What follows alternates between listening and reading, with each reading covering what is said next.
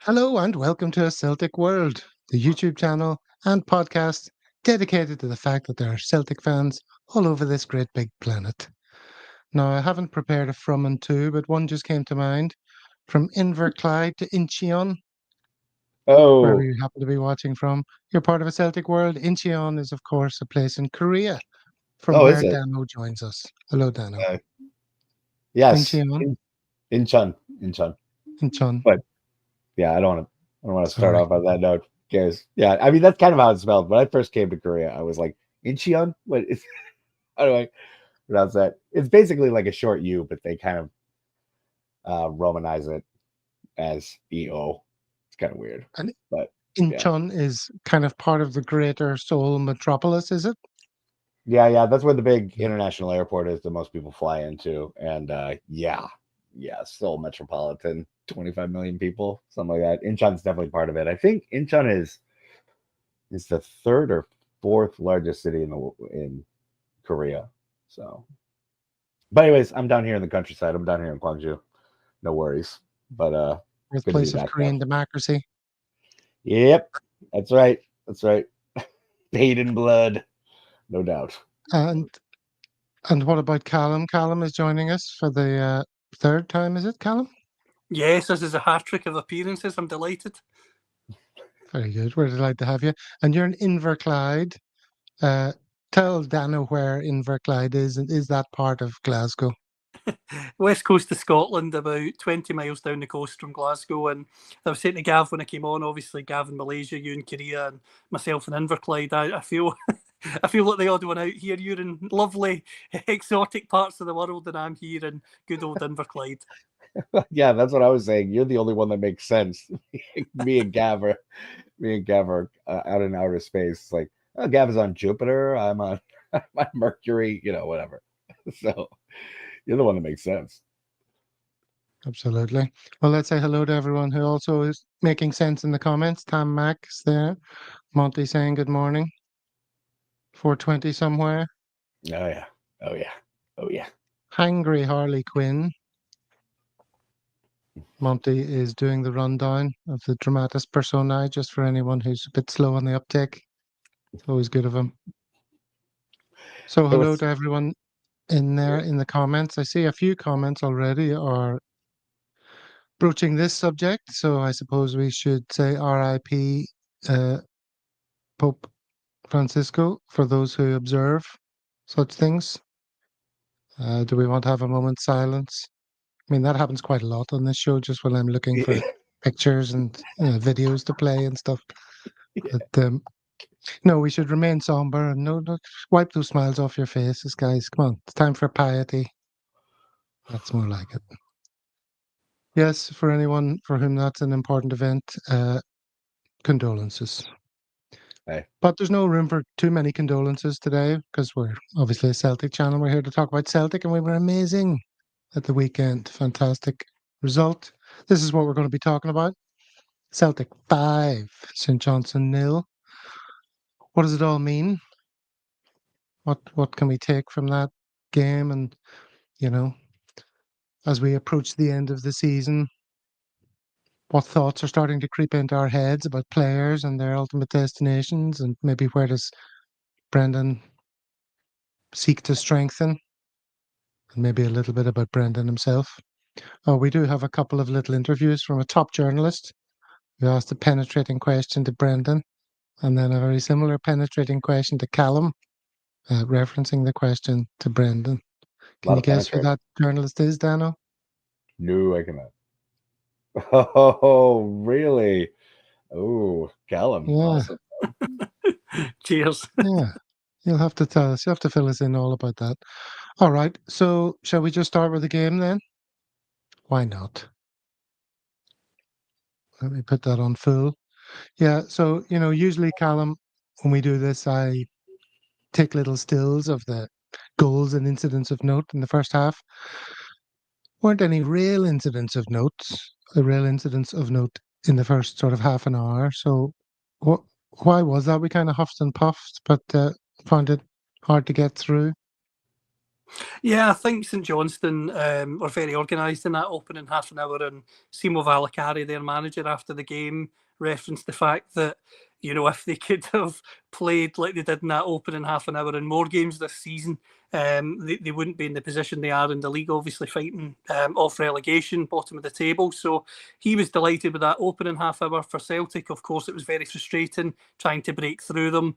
And then gradually, as we'll come to, I'm sure, when we scored their first goal, the floodgates opened, which was a real positive. Because I think after the result at McDiarmid Park a few weeks ago in the league, which the manager referenced how angry he was at the time, and even referenced at post match yesterday that was a motivation for him coming into the semi final. You know, after the first goal, Celtic were able to really step it up, and as I say, the floodgates opened. But that opening half an hour was frustrating. I give credit to St Johnstone for that, but once the first goal went in, I don't think there was any doubts as to who was going to go on and win that game. Yeah, it was hard to believe that St Johnstone beat us recently when you were watching that game, but it's all about player motivation, is it, Dano? This is the cup. You got to win this game. That means something. Meant a lot more than the league match. Is that why? That and the manager being on their case, do you think? I I think, you know, they had a positive response last week after he had, you know, spent the week, you know, marauding around, you know, Celtic Park and making sure everybody was ready for the next game. So, I mean, I wasn't too surprised to see us, you know, do what we generally should do with St. Johnstone, but it was shocking how much of a massive, you know, wave it came in. It was, you know, it was like for a while it was like every time I looked up there was another goal.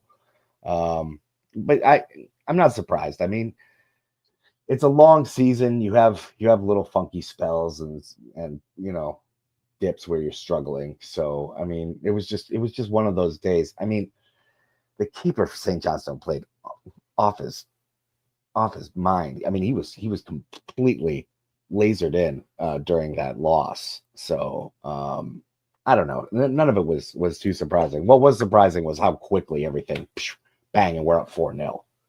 That was, you know, kind of surprising. Yeah, and the scoreless draw was broken by a kind of bit of a moment of madness. What was going on here? This is St Johnstone taking their goal kick. And you see they've got two defenders there. Goalie's not taking it. Mm. Callum, are you much of a tactical wizard? Can you explain what's in the manager's mind when he does the thing like this? Because it was a terrible kick as well, and it fell. We managed to intercept it, and that's where the first goal came from. So, what was going on here? Do you know, it's interesting that a lot of teams now want to bring players into the penalty area for goal kicks and try and build from the back. What was strange, as you say, for St Johnstone is the fact that two players were in there. And then, as I say, when they try and progress the ball up the field, they just make an absolute mess of it and get punished. And I think, again, that must be the most frustrating thing for Valakari, that they started the game resolutely and then a moment of madness where they're trying to be too clever comes back to bite them. Yeah. Yeah, because it wasn't like they were back to receive the ball from the keeper, Daniel. It was like just one of them decided to take it, the kick, and it wasn't. He didn't put it that wide. He didn't put it that long. It was a bit of a nothing effort. Yeah, I mean, you get the feeling that maybe he slipped or something, but you do notice this more and more where both defenders are inside the 6-yard box with the goalkeeper, and they're setting up, even if it's a long goal kick or whatever. You do see it a lot more, but yeah, I'm not sure what happened there. It certainly wasn't. I don't think what anybody on the St. Johnstone side of the ball wanted to have happen, including the player himself. It was just, you know, it was just a miscue. Yeah, so he takes the kick, and in nips Alistair Johnson, in front of their player, With a to great steal it. play. With an amazing play.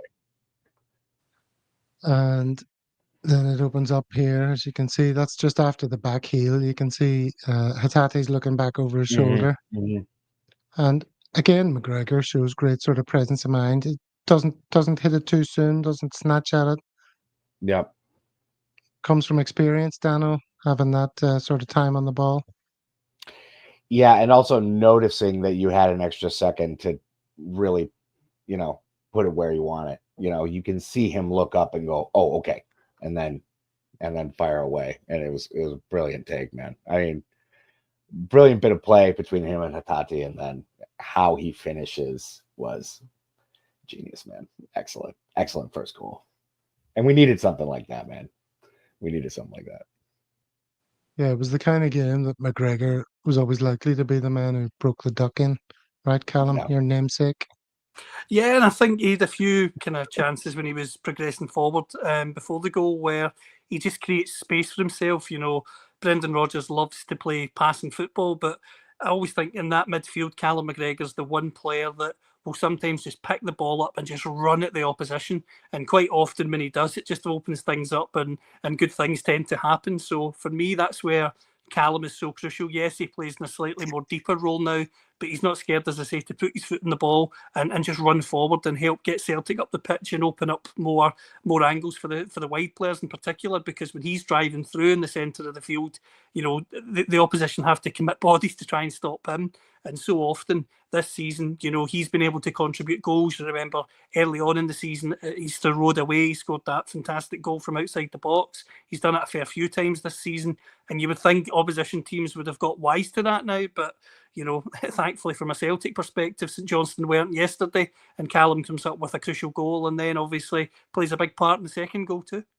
I was just going to say, we didn't have to wait long to see him driving at their defence again, Dano, as he did a couple of minutes later, and then released Tyson Maeda to score. Yeah. Dano? Oh, yeah. Geez. Oh, that's it. Take this.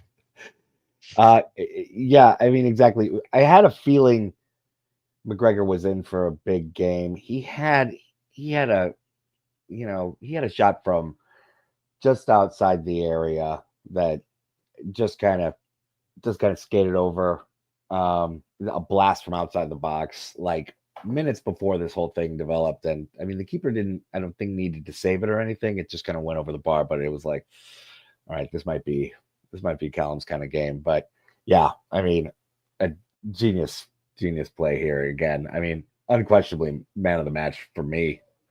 After thinking about it last night, we were kind of arguing it after the drink along, but yeah, I mean, McGregor's influence was everywhere.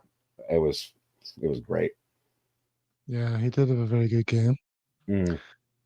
And that was 36 minutes, and then 45 minutes. Gorgeous pass from Liam Scales here. Yes. Which makes me want to ask the question, Callum, is he the only central defender we have who's going to play a ball like that?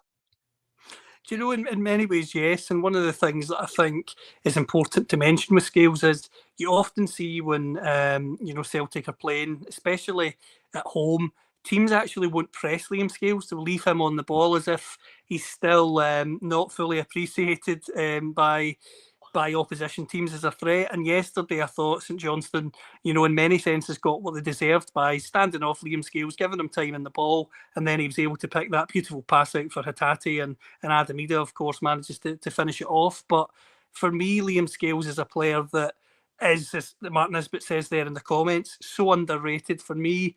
Yes, if you're talking about progressing Celtic forward in European competition longer term, should he be the starting centre half? You could have an argument of no, you need to upgrade that position. But in terms of what he's delivered to the Celtic team since Brendan Rodgers has come back to the club, I think he's been a real asset for Celtic, and he showed that again yesterday, because the ball from Scales is what really opens up that goal, and he deserves immense credit for it, because it was a brave pass, it was a really strong pass, and as I say, it opened everything up.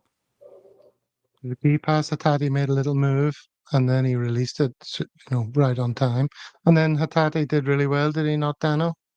To get the ball across to Adam Ida.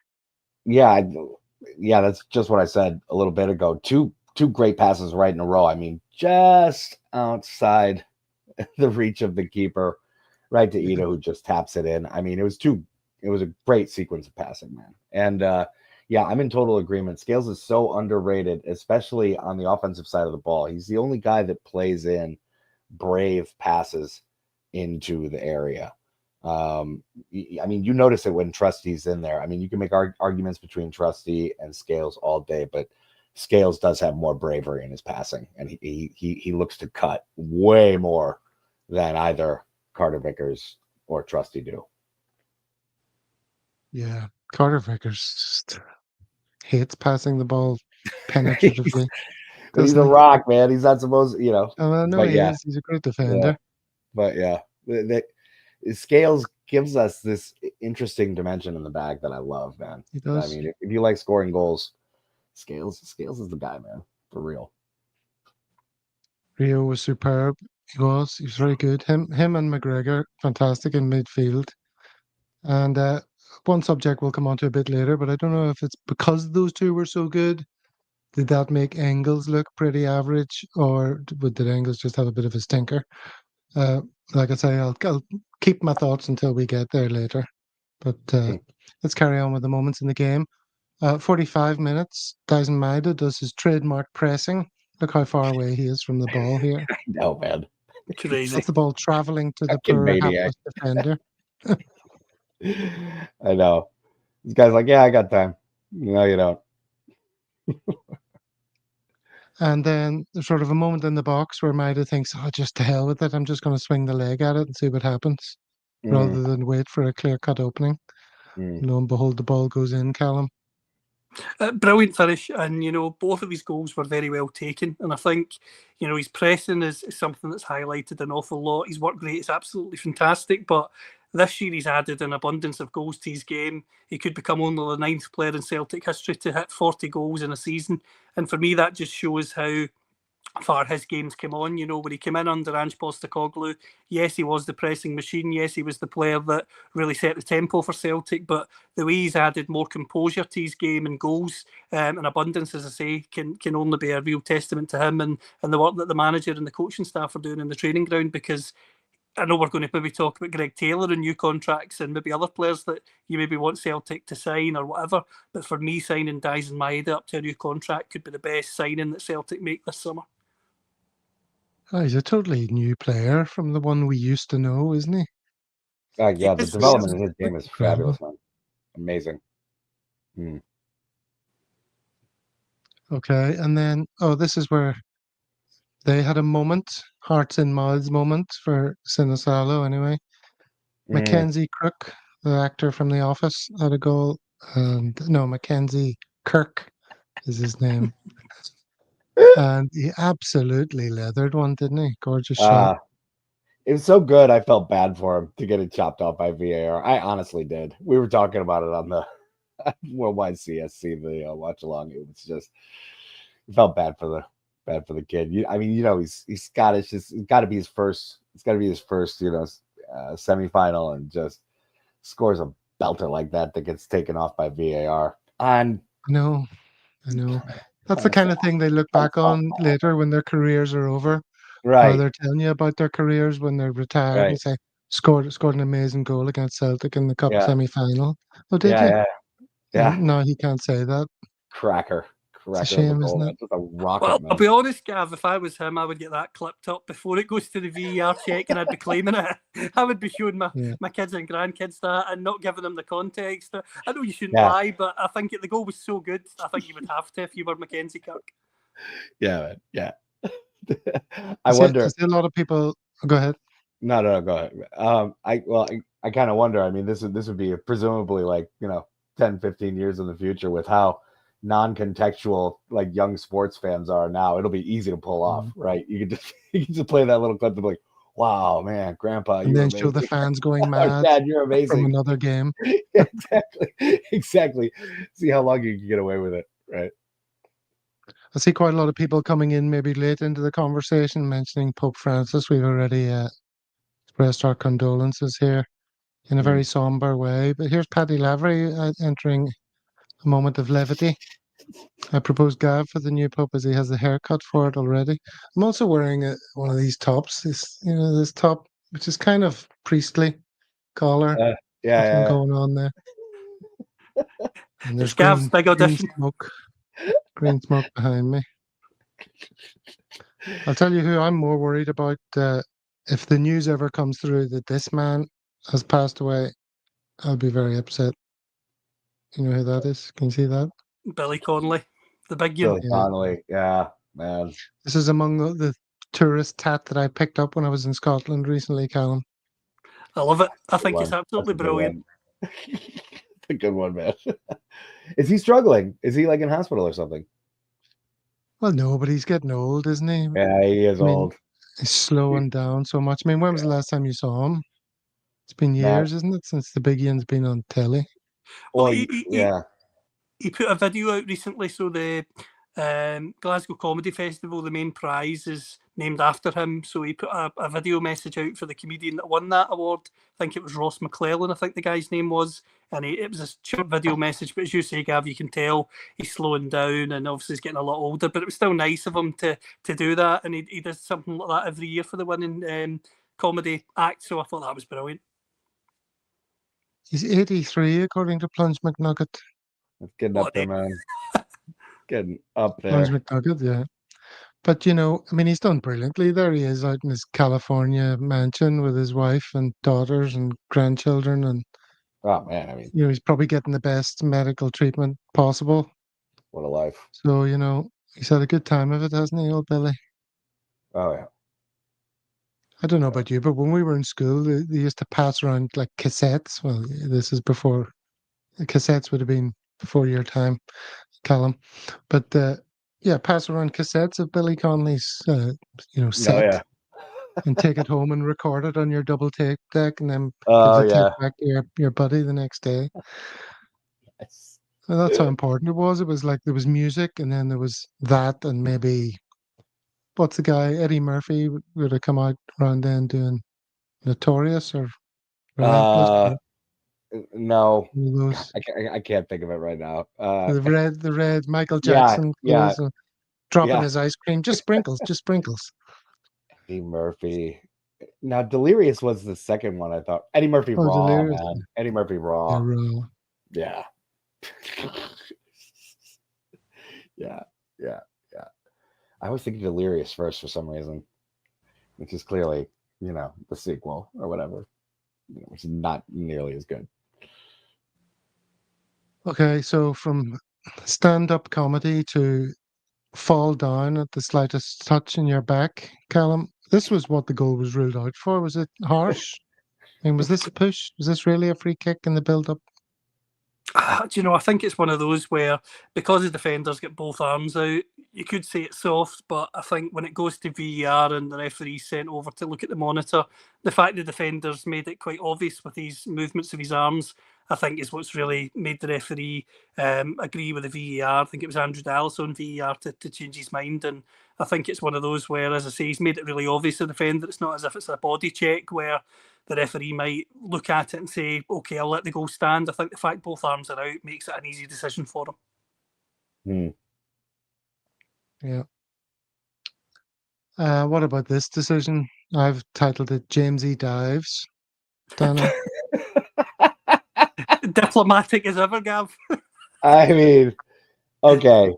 Yeah, we were discussing this during the game last night. And the thing to me is, how does this morph into a goal kick? I can understand that he got fouled. He got fouled like 3 times. And then before he actually goes down in the box, you know, you can make an argument one way or the other, whatever VAR says he's diving. So it goes the other way. But I mean, he's getting roughhoused and handled. It should have been a free kick just outside the box to us, to be perfectly honest. I was watching that, like, what's going on here, man? Why is the ball going the other way? He was getting absolutely mugged by like 2 players before the third guy comes along. And I mean, you know, trouble comes in threes. You just give up at the third one, man. It's not your day. But See, I thought it was this. This was the moment that they were sort of, that is contentious, but there was no contact from what I could see. The guy actually, yeah, that's what's pulls his foot contentious. back. But that's Pulls what's his foot contentious. back. But the whole thing, the whole sequence leading up to that is it's an absolute assault, man. You think as a combined assault by several players brushing him lightly, he's got the right to go down? I wouldn't call assault getting brushed lightly, but to each their own. Yeah, I mean, I don't think we deserved a penalty there, but we should have had a free kick, no doubt. Do you agree with that, Callum? The comments are all over the place. Penalty, no penalty, penalty, no penalty. No, Yeah. I do agree with Daniel in the sense that I think there was a foul before he got into the box, and I think it was one of those where Forrest gets into the box and he's probably been lightly touched for the third time in a row, and he's probably thought to himself, why am I still continuing this run here? And he's went down. But as I say, I definitely think there was a foul beforehand, but as you say, Gav, it wasn't a penalty for me. I don't think there was contact, and on the images you've shown there as well, the defender for St Johnstone clearly tries to pull his foot away, and I think he does that successfully in the end.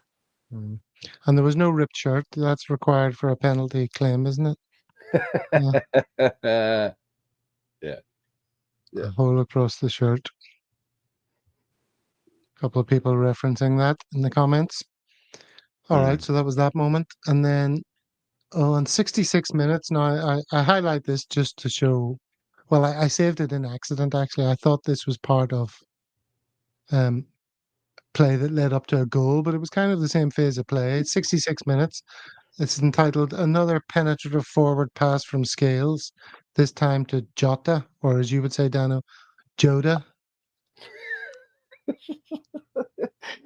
Lovely pass. Jota.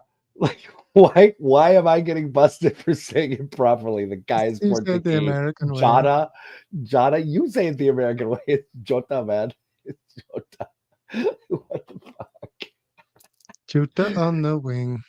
Yeah, exactly. Lovely Jota. pass, but it didn't directly lead to a goal, but a few seconds later the ball was out to Kuhn, who released AJ here. Somebody mentioned in the comments that AJ is playing really well since Kuhn has been rested, but they combined very typically here, like they did a lot during the season. Then AJ runs onto it and whips a ball in. Like, as soon as he gets to the ball, he whips it in. Yeah. That was good, wasn't it? Great sequence, man. Great sequence. I love that goal. Of all the goals we scored yesterday, that one was probably. And then the ball goes to the far post, and who's there but say him by his name, Dano? Jota. Yeah. Jota on the wing. Jota. He's friends with Bad Mata. Yeah. I love that. Yeah, nice goal, though. He got a really telling touch on it. It wasn't that easy to finish from there, Callan. Do you think if you'd have ghosted in at the far post, you'd have got such a telling touch to direct it into the back of the net? I think it would have been in the stands at Hampden, Gav. I'll be brutally honest with you. They cleared the running track as well. I would have missed it. I would have just whiffed. Who's the snitch is standing up for you here and saying a Jota is for writing on? Or it's what you give to people when they're getting fired, remember? Give someone their jotters. Yeah. It was nice to see Kuhn back, though. I haven't given up on him for one. A lot of fans are like, get him to fuck, sell him this summer. Right. Just because he doesn't smile, he's hard to warm to, I think, in terms of that. He doesn't wear his heart on his sleeve. He's a bit of a cool customer, isn't he? But yeah, a little bit. I don't forget what he's done for us this season. No. And great pass to release AJ there, man. I mean, amazing. But yeah, he has had a crazy dip in form the last couple of months. That is just where did this guy go, man? I mean, he seems very mercurial. I think that's the problem. Is that something to do with his wisdom teeth, fillings or something? I guess so. Kaiser's always got the inside knowledge. You know what I'm saying? I just see what's happening on the streets when I'm listening to Kaiser. And I wonder, does Kaiser know anything about the pitch invader? Callum, you do commentary, don't you, for the people who have impaired vision? Yeah. At the games. What's it called again? The type of commentary you do? Audio descriptive commentary. That's right. So you're down by the pitch side describing the events. You weren't working at this game, were you? Yeah, so I was on dual role, so I was doing the commentary and doing a match report as well. So I It was all over the place yesterday, but I enjoyed it. It was good fun. And in terms of the pitch invader, obviously, young boy runs onto the pitch, goes straight towards Jota or Jota, however we're saying it, and he gets his photograph with them, and a lovely photo there you've just shown. And then obviously after the game, Jota came out and said that he hopes the young boy's okay, and obviously it's understandable that the excitement got the better of him, and as I say, it's a young boy running onto the pitch. I was disappointed that the stewards marched him off and tried to take him down the side tunnel rather than maybe just allowing him to go back to his family to enjoy the rest of the game. I thought that was quite poor, in all honesty. I suppose they'll say they don't want to encourage others to then run on and think they're going to get off with it, but at the same time, he's a young kid, he's got overexcited, he's ran on, he's met his heroes. Let's get him back to his family and where they are in the stadium, and then make sure your security's in place so that nobody else can get on, rather than, as I say, taking the young lad down the kind of side tunnel at Hampden, and obviously I think whoever his guardian was had to go and get him, and I imagine they would have missed the rest of the game, which for me is disappointing. And I said that on the commentary. I didn't like that aspect of it. Probably a procedural thing, but I just felt for the young lad because the excitement got the better of him. He met his heroes, and he's got a memory for life there. Yeah, it's a dividing opinion, like everything does among Celtic fans. Let me just pull up a couple of comments here. Well done, wee man, says 420 somewhere. He sees the smiles all round. It's a wholesome moment. 420's enjoying that little moment in the sun. Monty, on the other hand, wee Fanny shouldn't have been on the pitch. Says, and then Maestro, this is a good point. I thought the same. I honestly thought at first that it was Greg Taylor's head that appeared on the screen, but his head was awful wee. And then I realized it was a kid. Maestro, I'm totally with you on that. I thought it was Greg Taylor too. That's hilarious. Oh, man. Just for the first split second. How about you, Dana? Was that a terrible breach of protocol and he should be punished to the letter of the law? Young buck. Banned for life. I don't know. I mean, he is just a kid. You definitely shouldn't be, whatever, finding his parents to the hilt. It's not like some drunken fool running out there who's like in his mid-20s or early 30s or something. Like, yeah. So yeah, I mean, I think they should have. I mean, for a kid, you use kid gloves. I mean, I don't know, kicking him out of the stadium and doing all this. I don't know. It seemed a little harsh, but I don't know. It is complicated because there is the aspect like you don't want to just let people do this because it is dangerous, man. It is dangerous. Plus, every Tom, Dick, and Harry will be doing it. But exactly. Yeah, it was nice moment for him. I have to say, it is cool. Our main man, Jota. Just a wee guy having fun in the sun, says Kaiser, reflecting the thumbnail of today's show. There's lots of goodwill there. Look at all that. Monty ending it with, if he ran onto the park and jumped on Jota, his back would be out for the rest of the season. Yes. Very good. That'd be true for most of us. Yeah. Yeah, so that was the game. So I wanted to talk about the midfielders, because it was clear that McGregor had a great game. Hatate's been very good this last sort of quarter of the season or whatever. Ever since I said he delivers one good game in 5, he's been relatively consistent. So I take credit for that, snapping him out of his reverie. How did other people see the performance of our 3 midfielders? Well, I see some of these midfielder ratings. McGregor 8, Hatate 8, Engel 6. McGregor 9, Hatate 8, Engel 6. Now, I don't have an axe to grind with Arnie Engels, but recently on the show, Paul was saying that he thinks that a lot of what Engels does goes unnoticed, because he never surrenders possession and he works hard and he's up and down and all this. So I'm like, okay, I'm going to watch Engels and make sure I notice everything. And what I noticed in the first half was him surrendering possession quite a lot. Not if it was a simple back pass to CCV, of course. He's quite good at that when there's lots of space. But when it was in the tight, And, moves broke down quite a lot when they got to Engels. I thought he had a bit of a stinker, certainly in the first half. Wasn't a surprise to me that he went off. Hmm. Your thoughts? Am I being unfair? I'd say stinker.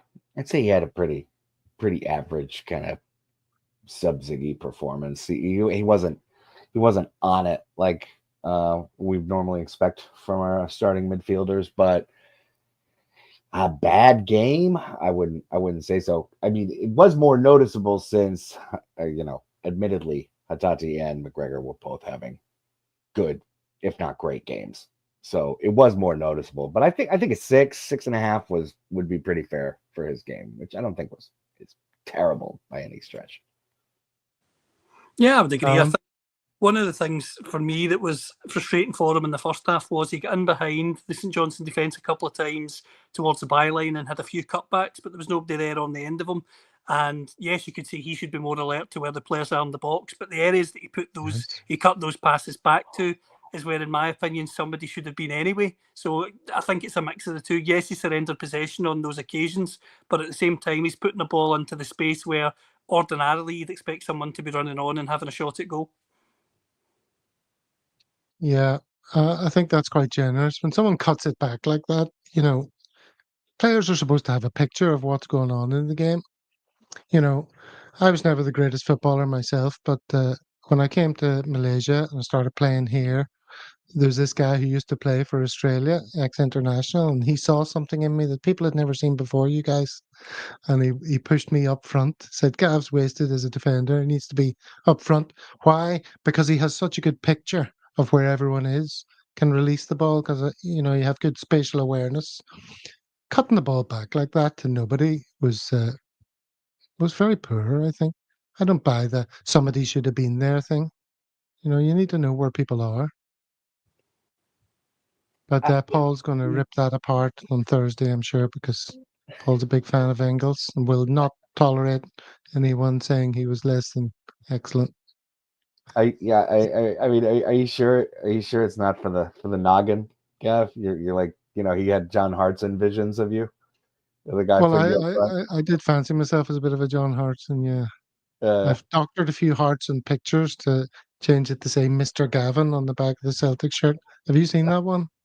no, I showed you that one, Dana. Yeah, I gotta see it. that's what it used to say. What else have we got to look at here before we move on?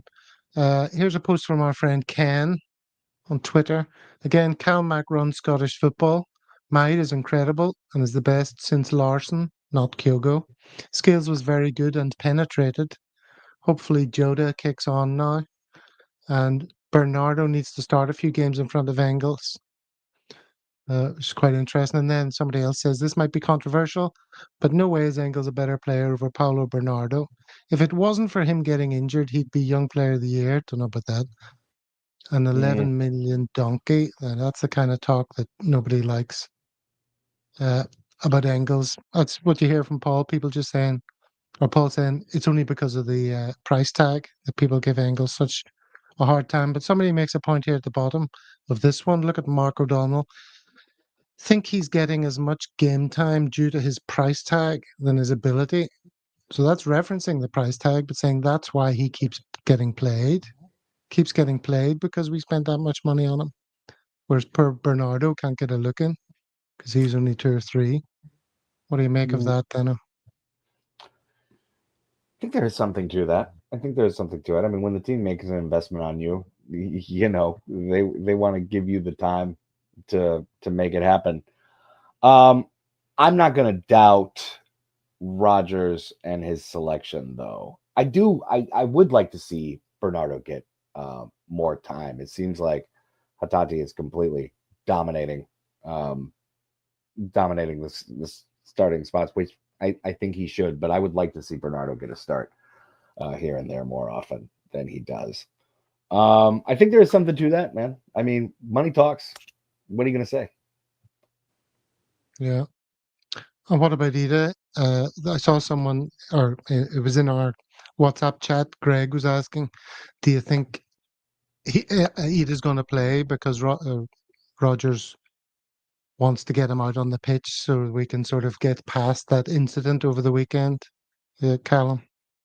Do you know, I think the way that Brendan Rodgers defended him in the press after the incident, I thought, it made sense for him to start, because it meant that Rodgers could obviously sit him down pre-match or whenever he was naming the team and say, look, I've backed you to the hilt this week. I've defended you in public. Now you need to go out there and deliver for me. And I think all that kind of man management and internal motivation is important when it comes to football. Yes, the tactics and patterns of play and all that kind of thing are vitally important as well. But sometimes I think there is something to be said for good, strong man management. And I think Brendan Rodgers handled that very well. And, for me, they did deliver yesterday. He took his goal well. I know it was you could say it's a tap in, but he's managed to get himself in to what I would call a real centre forwards position and score the sort of goal that you want to see from him more often. He should be making runs where he's getting into the box, he's getting on the end of things.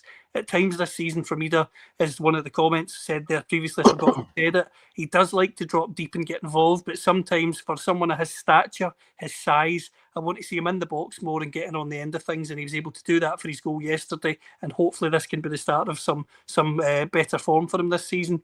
One of the things, though, I would say to stick up for Adam Ida is the fact that he has scored a number of goals this season and he hasn't started an awful lot of games. So if you were probably, I've not got this in front of me, but if you looked at his minutes to goal ratio, I don't think it would actually be that bad. And if he started as many games as Maeda, I'm not saying he would have scored the high 30s that Maeda has, but I certainly think he would be getting into the high 20s for goals if he started as many games. Absolutely. Now, the big question of the day, obviously, is, Dano, what colour are you wearing? Like purple? Like, I don't know. It's some form of purple. Is it lilac? Is it mauve? I don't know. It looks lilac, I guess. I don't know. I just think purple. Purple's a fruit, I'm pretty basic. And you've got matching costume jewellery there. Looking very fetching. These Buddhist prayer beads, actually, a monk kind of randomly gave them to me right after I got divorced. Actually, it was kind of weird because guys, these Korean Buddhist monks, they'll walk around, trying to sell gear and stuff from their temple. They're raising money for their temple. That's how they live. And he just gave me 3 pairs of these things. And he was like, "You're gonna need these." I was like, "Okay." What? So, yeah. You anything to say to Monty there?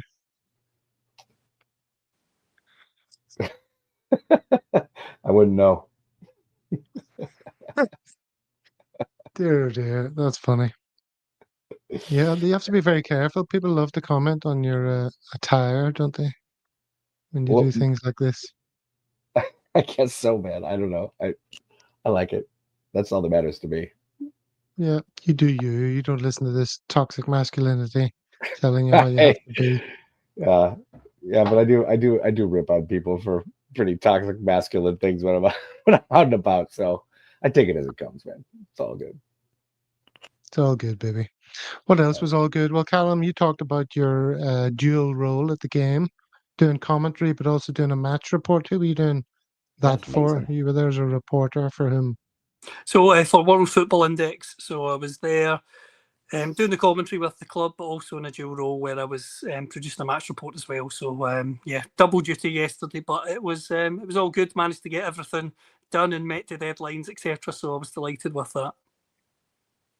And you had a couple of little interview questions which have broken the internet. I found one of them I heard just in the car. I had YouTube just playing video after video. I didn't realize it was you until afterwards. But the first one was you talking to Brendan. Shall we have a little listen to that? I've done my best to turn up your volume here so the question can be heard.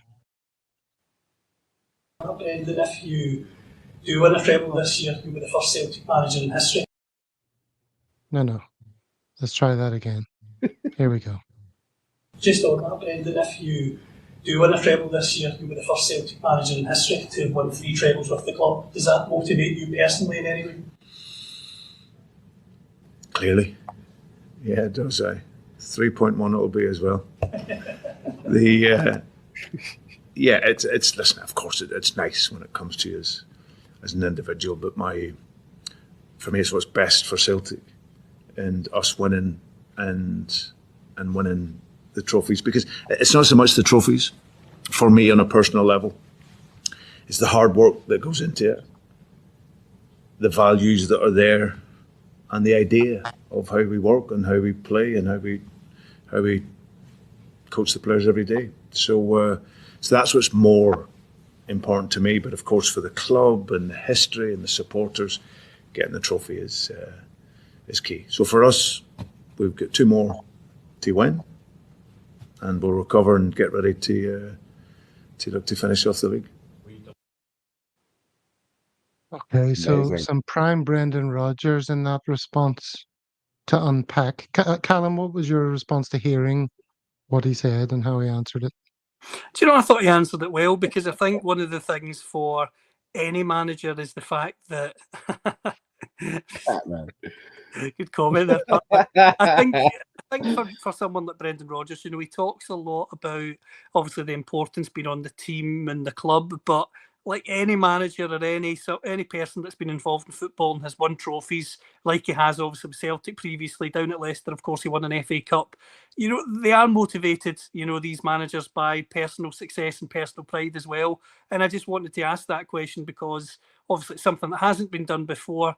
And, you know, in terms of, if you think of Willie Nelly and Johnstone, it's going to be probably impossible for any Celtic manager to achieve the number of trophies or the success that Johnstone did, of course, in terms of European Cup and the number of trophies, 5 trophies within one season. But at the same time, you know, it's a part of history that Brendan Rodgers could write for himself.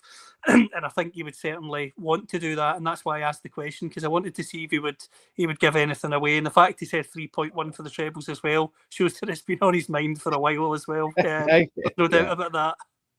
Yeah. Well, go on, just explain that in case someone's not paying attention. What did he say there? What did he mean?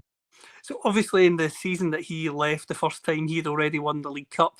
So he'd won back-to-back trebles, then won the League Cup before he went off to Leicester City. And then Neil Lennon saw the league over the line and the Scottish Cup over the line. But when Brendan left, he'd won the League Cup. He had the club clear in the league. So he's referencing the fact that if he wins the treble this year, he'll have won 3 full trebles, but he'd also have won part of the treble that Neil Lennon won in the season that he left, which I thought I'd be interested to know what Neil Lennon thinks of that when he heard it. I'm sure that would have maybe upped him slightly. Yeah. Dano, tell us about your reaction to that answer. I like that at the start, he's just upfront and honest about it. And he brings up the 3.1. I mean, he's not dancing around the question. He answers it pretty straight away. And I like the answer overall. You know, I mean, he goes I would have liked it if he'd left it at that. If he'd left it at that and been just Rodgers. But then what he did was he then said, the but club and the history and all the hard work and whatever. It's not about Might me, as well have it's not about the said club anything. winning the trophies. I mean, it's not about the trophies, it's about the hard work. It was like, everything Brendan says is part of the PR machine, obviously. That goes without saying. So that's why I thought the honesty was interesting. he thought for a while before he answered that. He was like, how should I answer that? And he was like, well, I can't deny, of course, that I'm motivated by bringing in loads of trophies. But then the thing about the hard work and all that, I think that was, to me, that was a reference to. Did you notice the comment underneath, Callum? I saw a comment underneath your video on Twitter. Someone saying easiest job in world football. Somebody said, and I was thinking, I wonder, is Rodgers is probably very aware of that criticism, and to me, when he's speaking, the audience he has in mind to some extent are potential suitors of the future, club owners in other places. So he's making the point of, yes, the trophies are great and it's lovely for the fans, but it's not just about the trophies, it's all about the work and everything else I bring to the club and the way we get everyone pulling in the same direction and getting the best out of individual players. And, he's kind of trying to, pad out his achievement beyond just the trophies in case his audience is discounting the trophies in some way. Is that being cynical, do you think, or is there truth in that? I think there's truth in that. I think that's what every manager does because, yes, they want to achieve success where they are at the moment, but players are the same. Everybody's got maybe a plan they've got in sort of 5 years, time or a couple of years' time as to where they want to go and what they want to achieve. And I think in terms of what Kaiser said there, I think when the way he answered the question at the start, I think he maybe realised he'd maybe the 3.1 thing. I'll be interested to know if he actually maybe regrets actually saying that out loud, and that's why he then kind of covered himself quickly with the hard work and the trophies and making it more about the club, because part of me would love to know if he regrets that little comment coming out. Okay, and then you also had a chance to speak to Callum, so let's play that. It's Callum. If you guys win the treble this year, Brendan will become the first manager in Celtic history to win 3 trebles. He says that motivates him personally, as someone that's played under him in 2. Oh dear. Let's do that again. Records, Callum. If you guys win the treble this year, Brendan will become the first manager in Celtic history to win 3 trebles. He says that motivates him personally, as someone that's played under him in 2 spells. Does that motivate you as well to bring him that success, given what he's done for you too? Yeah, listen, 100%. Obviously, we had a chat before he came back, and that's what we're talking about, is trying to win as many trophies as we can, be as dominant as we can, keep pushing the club. So we'd already had that conversation before he came back in, and absolutely, you know, he's a manager that's done so much for my career and put so much trust and faith in me. So every time I go on the pitch, I try and repay that for him, and the best way to do that is by winning trophies. Records, Callum. If you guys win the treble this year. Oops. God, it's all going well tonight. All right, so Callum, what was in your mind when you asked him that question? I mean, it's fair to say that they both enjoyed those questions, but what were you trying to get at with the Callum question? I think so. I'd been in the kind of auditorium at Hampden where the managers come in and do their press conferences. Then I went from there down to the mix zone. So when I got there, Callum was already speaking. So I joined the sort of queue of journalists that were there. And obviously, having just heard Brendan's answer about the fact of the trebles and the fact that he mentioned that it is a personal motivation for him, I wanted to then put that onto Callum and just say, look, the manager's admitted that motivates him personally. You've obviously, out of all the players in this squad, worked with him on 2 occasions. He's trusted you to the hilt on both of those occasions. Obviously, you want to win the trophy for yourself, for the club, but is there a wee bit of extra motivation even for you as a captain to try and help him achieve that bit of history for what he's done for you in both spells at the club? So I just wanted to try and get down a slightly different angle, because a lot of the time post-match you get, and any manager will get it, what did you make of the game today? Are you looking forward to the final? And yes, those questions are important and they have to be asked, but I just wanted to try and find a slightly different angle. And obviously, with Brendan referencing the fact that he could become, you know, the first manager to win 3 trebles, I then wanted to ask Callum McGregor because of the close relationship they've got, having worked together over these 2 spells. Who's more likely to have a statue outside Celtic Park, do you think, Dano? Brendan or Callum?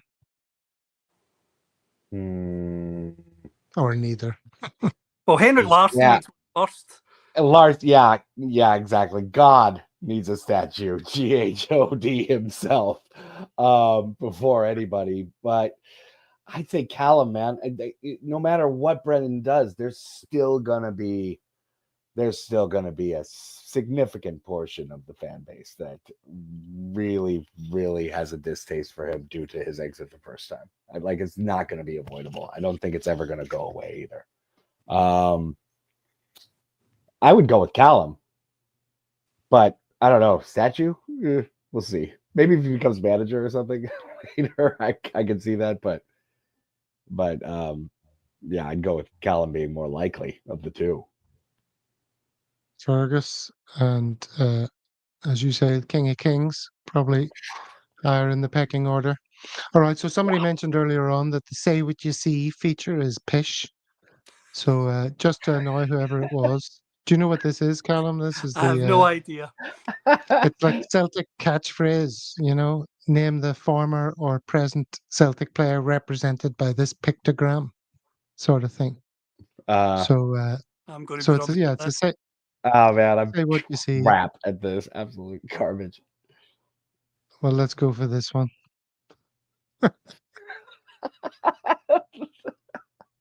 What former Celtic player do you think that is? Join in the comments if you get it.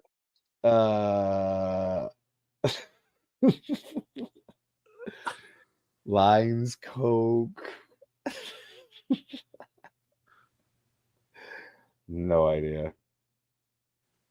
Anyone in the comments? 420 somewhere surely should be racking his brains. What other words are there for the substance? Guys, it's a Friday night for me. Charlie Mulgrew, Charlie Nicholas. Hello, Charlie Nicholas. Well done. Charlie Nicholas. Charlie Nicholas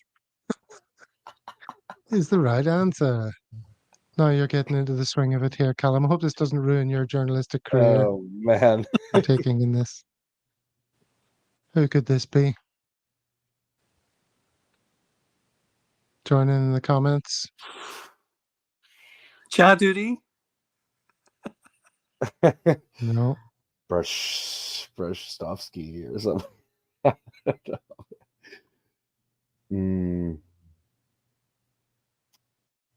see. Arthur Let's Boric. break it down. What's that? Arthur Boric? Artur Boric. I'm Very delighted good, with this. Cal. Oh, yeah, well Cal. done. Well done. You got it. Artur Boric. Very good. Very good. A more simple one here for you. Sen. Ayo Berkovic. Well, I can see where you get the first syllable from. I said. Now, if you get it, just tell me you got it without shouting it out. Let's give people in the comments a chance to get that.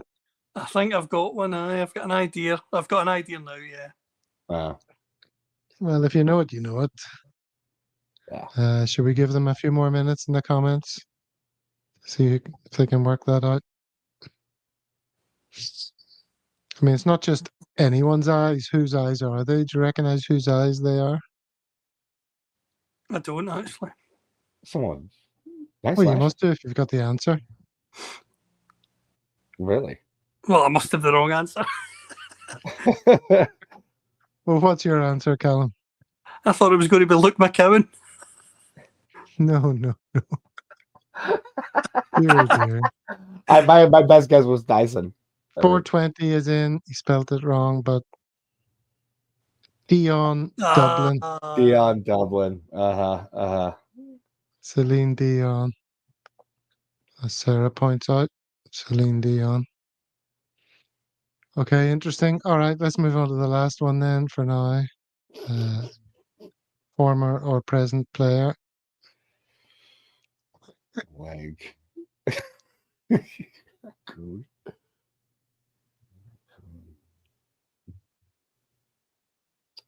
Well, the times we have.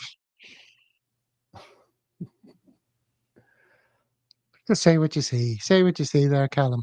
What's Mr. Chips doing? You've stumped me here, I'm afraid. Quite good that Dano's on because the last part is slightly American. Great. Yeah, I can not get that in one a at all sense. as well. It's a current player. Me. Kaiser's achingly close. Current player. Somebody spell it right.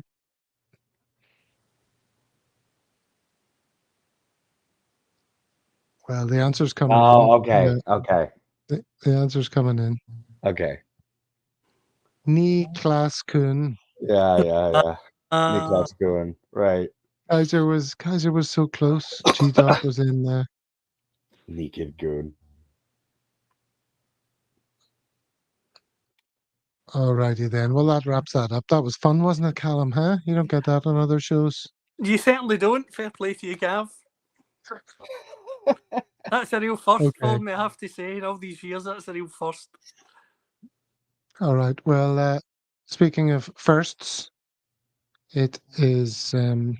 Hold on. What am I trying to do here? I think I have to remove these other things from studio. Something has changed. I just wanted to share that image of. Well, you can see who it is there. This is Chilling with Ruby. These are the two buddies showing off their new baby. How she's just a few weeks old. Yeah, and they're Nobody both Inverclyde boys as well. Luke McCowan and Greg Taylor, both from my neck of the woods. Must be something in the water, Callum. You're a new father. Well, there you go. It's it's in terms of Greg Taylor. If we come on to him, I think he's been fantastic in recent weeks, and for me, yes, Kieran Tierney's coming back, which is a great move for the club, and he'll be a fantastic asset when he stays fit.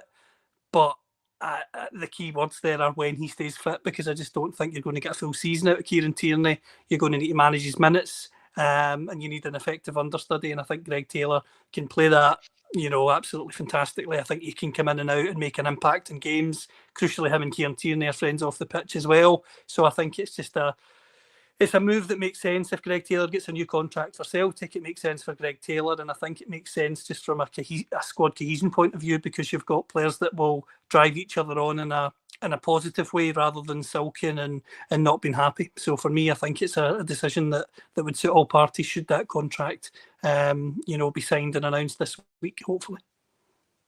But that's pretty nice. There's a lot of rumours going around that it's a done deal, isn't there, Dana? Yeah, I mean that's the word, at least. I mean, I started kind of hearing that in like our group chat and elsewhere.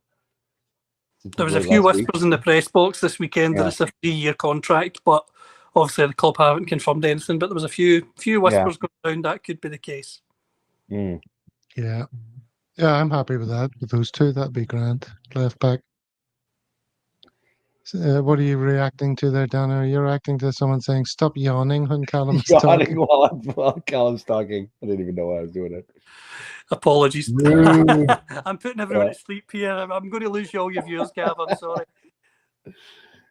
Yeah, lots of people are asking for a tune. I'm afraid there is no tune today. I haven't worked on a new song for ages, I have to say. But there's triple digits in the chat.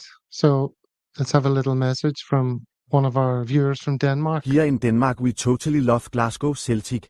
Casper is the latest Great Dane to grace the green and white dynamite. Everyone should click that subscribe button. It's easy and costs nothing. Mon the hoops. Mon the hoops. Oh, Dano. Dano. We want to go out on a high energy note. We were almost there. Oh, that was a high energy yawn. Come on. High energy yawn. Well, it was good to have you boys together for the first time. Dano and Callum hadn't met in the Celtic World Studios prior to tonight, so that was fun. I thought we had good chemistry, the three of us, despite the accusations of yawning. What do you say, Callum? Did that go well for you?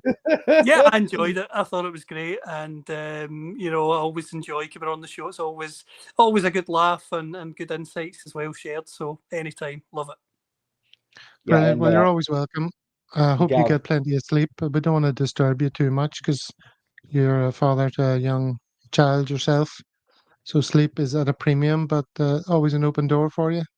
No, I appreciate that. And as I say, the sleepless nights are certainly challenging at the moment, but I'm sure in the long run they will subside, and there'll be plenty of exciting days ahead as well.